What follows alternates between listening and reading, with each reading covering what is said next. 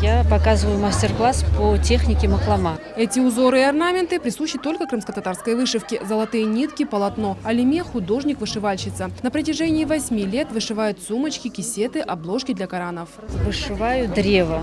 Здесь на этом древе обозначены символические цветочки. Например, тюльпан – это означает юноша, мальчик. Миндаль – это девушка. Роза – это женщина, мать. Потом чаша – это дом, треугольник – земля. На соседней площадке изделия из кожи, керамики, картины. Неравнодушным не остался никто.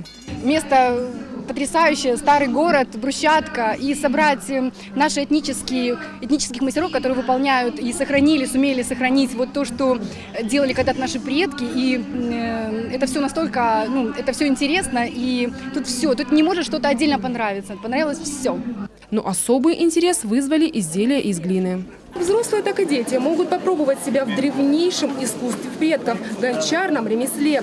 Сейчас мы сделаем тачанку. Это основа для будущих изделий. Итак, ровно. На самом деле тачанка образуется не из-за того, что мы какие-то маги-чародеи, а из-за того, что мой палец находится немножко выше вашего. Именно поэтому глине некуда деваться, она начинает расти и превращается в полноценное высокое изделие. Изюминкой фестиваля стали выступления известных поэтов и современных танцевальных ансамблей.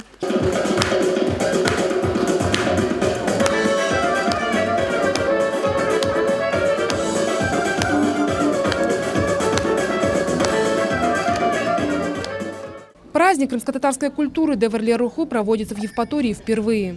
Организаторами является Эдем Фитаджи, общественник из Бахчисарая, и соорганизаторами является администрация города Евпатории и туристический маршрут Малый Иерусалим. Фестиваль направлен на сохранение, развитие, популяризацию крымско-татарского искусства.